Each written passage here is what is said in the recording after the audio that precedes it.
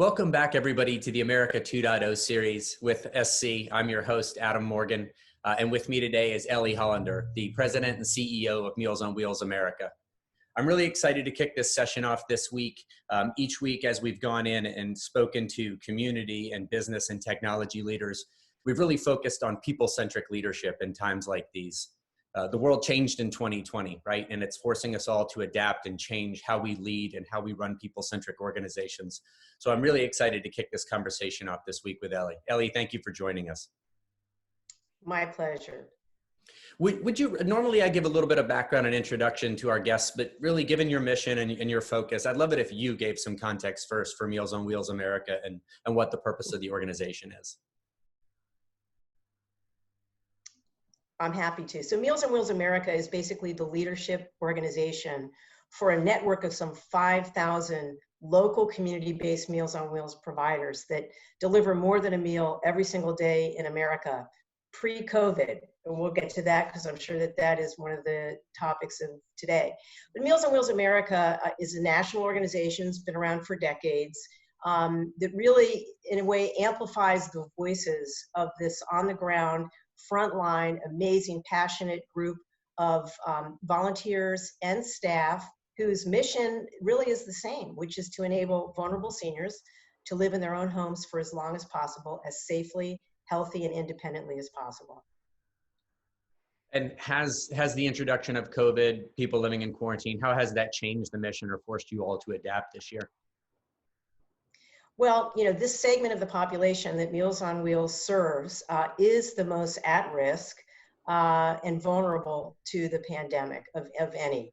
And so really overnight, our programs needed to pivot immediately to be able to close down or suspend service at many of these senior centers or senior cafes where those older adults who were more mobile and able to get to a congregate location to have a meal, socialization, exercise, camaraderie with their peers were able to do that.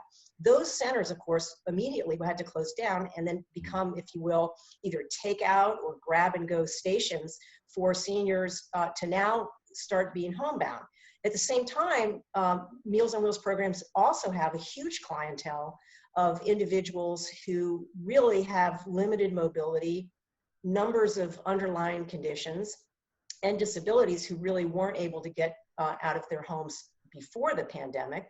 And so we're really reliant on the care of this whole Meals on Wheels network to bring a daily hot, nutritious meal, friendly visit, and eyes and ears to make sure that someone is checking in on them. So overnight, in essence, like the rest of us, they really had to change their business model and practice and safeguard the safety of their employees and the seniors that they're serving by, you know, adapting social distancing measures, no touch delivery, and so forth. I'm curious, how has this changed you as a leader? How's it forced you to adapt your leadership style with your organization? You know, Adam, I don't really think I've changed so much as a leader, but I think what they say is as we get older, we become more of who we already are. Mm-hmm. And fortunately for me, my leadership style has always been people-centric. And I embraced flexible work long before it was in vogue. In fact, spent decades really trying to do change management so that managers and leaders were more comfortable managing virtual workforces. So I've been doing this since the early 90s, and I've been encouraging my staff wherever I've been, including at Meals on Wheels America, to do the same. Today, as you know, really, we're all kind of needing to use flexible work to be able to keep our businesses running and to keep our staff connected. So fortunately for me, this was not a big leap, and my staff, you know, has always been kind of given permission to responsibly take advantage of flexible work. So that's been one thing. But as a leader, what I've had to do more of, I think, is really leading from behind. You know, in the past, setting direction, encouraging people has been a big deal. But now it's really leading from behind, being a cheerleader, checking in on people, understanding that people are fearful, that some of my staff are going through some really difficult times, financial distress because a spouse has lost a job, they're single mothers raising a child, and so forth. So, you know, it's really more adapting to this new leadership style.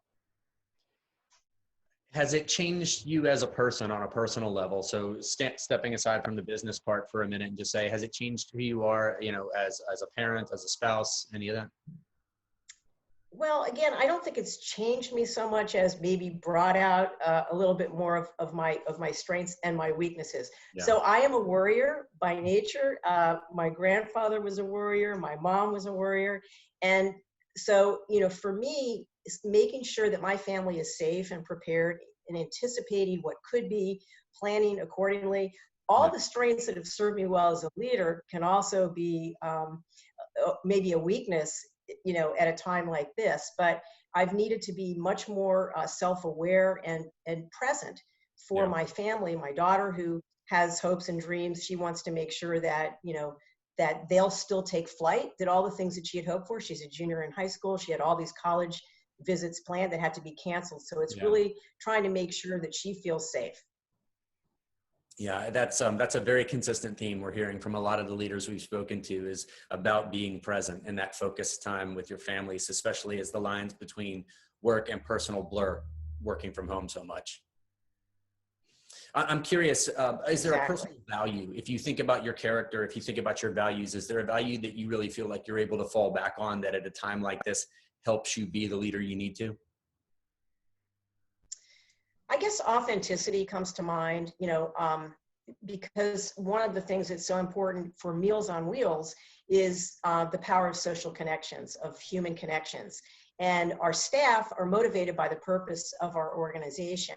And they too are missing that human connection. So the authenticity for me is letting them know where things stand, reading between the lines when I get asked a question, like what's behind that question. I may assume a question is, have we thought about when we might be returning to work?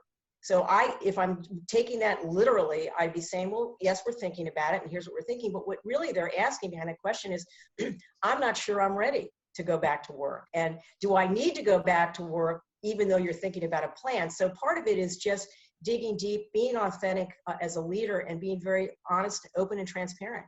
And so to me, that value I've leaned on, I think, has really served me well with my staff. I love it. Terrific. If you look ahead at the path forward, do you think there's things about your business that have changed permanently that will never be the same, that you all will have to deal with and contend with going forward as the norm? Yeah, I mean, like I said earlier, fortunately, I've always embraced flexible work. So I think that is going to be the new norm Yeah. for many organizations. For us, it is our norm. I think that the idea of sort of deep sixing phone calls and instead doing this face-to-face connections really enhance a relationship, and it's so much easier to be able to tell how someone is feeling if you can look them in the eye. So I do think that there's going to be a lot more face-to-face. I'm wondering, about meetings, and we convene as a Meals on Wheels network annually, bringing hundreds of people together to network. I think that one of the new norms will be, how do we network online and other ways so that we're not bringing scores of people together at the same time, because who knows, Adam, how long this pandemic is going to last. And I think that we've taken some lessons learned about how to safeguard our health and well-being throughout. So that's going to be something that I think is of paramount interest to leaders going forward. Yeah, terrific.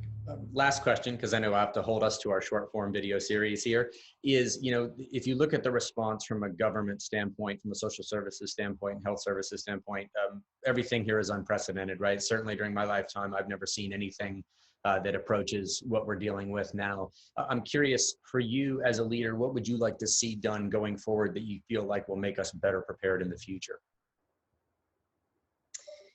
Well, I think that nobody could have anticipated this, meaning from a business standpoint, we have risk management plans, business continuity plans, emergency preparedness. But I think that because of my nature of always wanting to think about the what ifs, going forward, we need to be very open and transparent with folks about what the situation could be so that we can plan accordingly. I think this sort of open source of lessons learned will be really valuable because, when I was first interviewed when this happened, as I'm sure many leaders were, I said, there's no playbook here. This is uncharted waters. We've never been in this kind of a situation in our lifetime. I mean, definitely not. So I think just sort of sharing different stories and lessons learned and continuing to open source and build that will be critically important. My style is, as I mentioned earlier, authenticity, being as open and transparent as possible. I like to tell people what I think is happening and what we're doing about it and why we're making some of the decisions that we're making. And I just think that sort of openness and transparency will serve us well going forward. There are times, of course, when, if you don't know, sometimes it's better not to speculate, but I think generally my style has always been to be very open about what I know and what I don't know, and gather ideas and information from other people, because that then leapfrogs our learning for the next time. Yeah, completely agree. And I have so much respect for those specific qualities in leadership. I really think it makes it easier to work in an organization when you get transparency and communication around what's going on and what's influencing decision-making. Completely agree. Well, Ellie, I can't thank you enough for taking time out of your day today. You represent an incredible and important cause for America. And so very much appreciate your time, your contribution to the call here today. And it was great meeting you as well. So thank you for joining us. Thank you, Adam. I really appreciate the invitation to join you today. Thank you.